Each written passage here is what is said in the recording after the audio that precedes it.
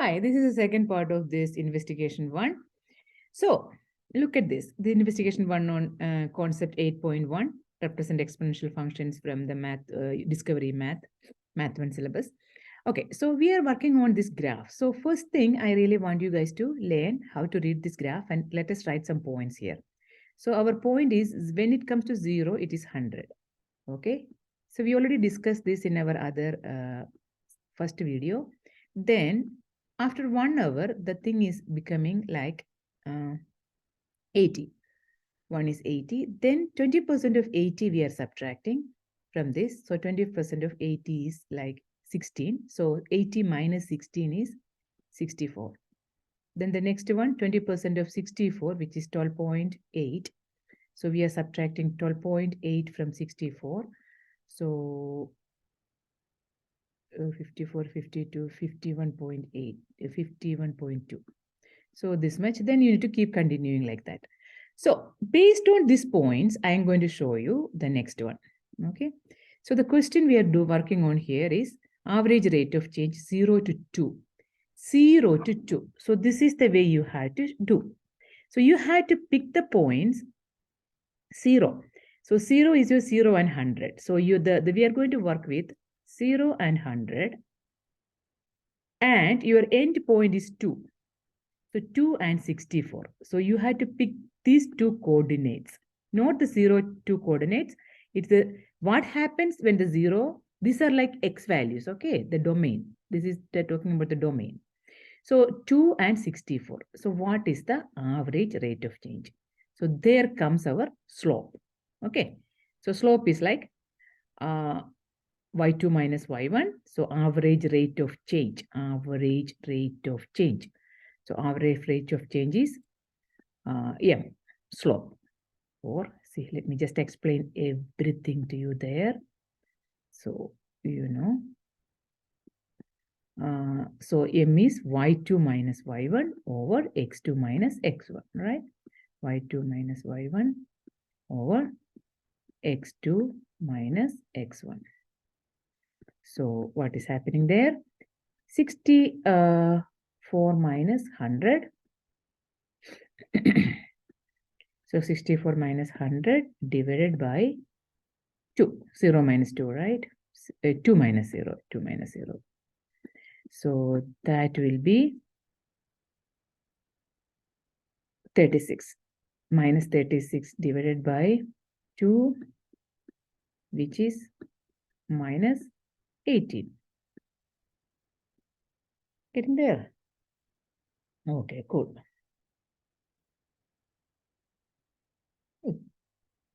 Sorry about that. Yeah. So that's how they are getting that minus 18 there. See, I'm just putting it there. You can see the other answers also. So this is the process. So what I did, I picked the points like, 0, 100 and 264. So the similar way, if you're approaching, how do you get the next one? So I really want you guys to do now. I'm not going to sit there and do the whole thing. So let me just show you splitting. So what you need to find out? You need to find out what is the 2. 2 is already given 64. Then you need to find out the value for 6. That is either from the graph or you can calculate it. So let me just take you to the graph. 6 is like somewhere like 20. I can see like 27 or something, right? So you can roughly calculate that also, because this is 30, it's kind of like 27 coming there. So pick that point from the graph. I'm okay a little bit estimating. So I will say 24 or 27, right? Yeah. Then just to do the same thing. So kind of like, you don't get exactly the same value there because we are estimating it, but you will get something similar. Okay. Same thing you do, like find the values for 6 and whatever that. See, 6 is 27 means you can use that value. Again, I'm telling you, I'm estimating it. Then take the points 10, whatever the points you are seeing, go from there. Okay. So keep going like that. Okay. Find out the answer key, the points and go from. So 10 again. 10 will be right there with 11, kind of roughly estimate 11. Okay, so go from there. So I don't want to show the whole thing. Do your work also, then roughly you will get there. Okay, and you can see all are like negatives and going down. So that's a kind of the situation here. It's going down. So not like a regular rate, it's varies, right? Average rate of change is varying. That is the concept we are trying to learn here. So what is the compare changes? So that's the next thing. Comparing changes, what's going to happen? So this is what you have to write, what I said. Each subsequent interval that I calculated rate of change for residual is a smaller value of change, which tells me that the decreasing more dramatically in the beginning and decreasing less dramatically over time. Decreasing more in the beginning because we have seen like -9 and all. Then it is came down, down, down. So what they're trying to say here is they're interpreting this data. -18, -9, then -3. So it is decreasing dramatically in the beginning, then slowly in the second thing. So I'll keep this here. So this is the wordings for that. Rate of change is more dramatically in the beginning, less dramatically over time. Hope that makes sense to you. You can pause the video and write it down and think about it. Then the describing behavior. The behavior of the function is the domain begins at x equal to 0, where y is 100, right? The initial value.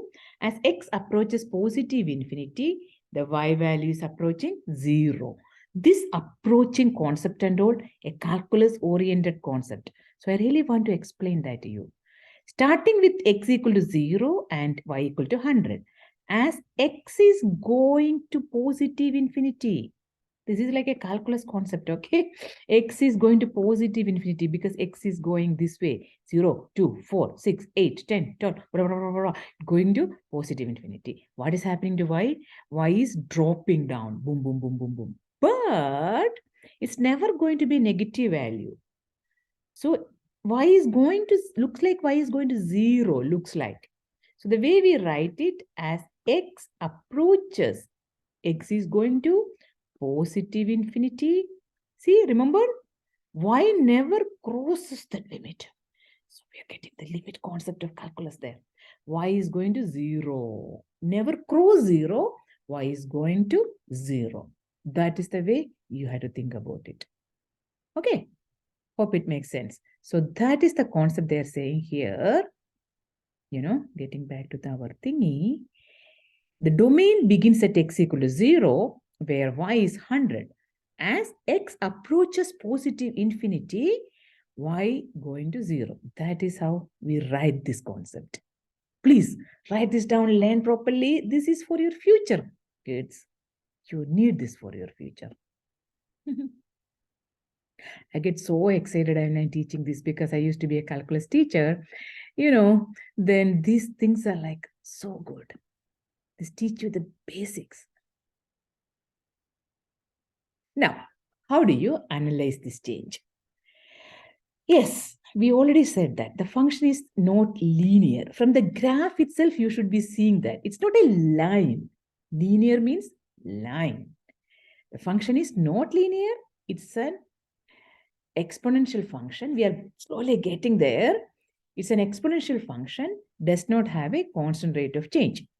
The rate of change shows a rapid decrease first by less of rate. So showing a far less. So that's exactly what's happening there. It's not a linear function. It's an exponential function. It's a decay function. It is going down. All those things. You can stop the video and write it down. Think. Okay. And for further discussions, you can always contact me. Okay. So let me stop this video here. You cleared out that part and we can meet in another video. Okay.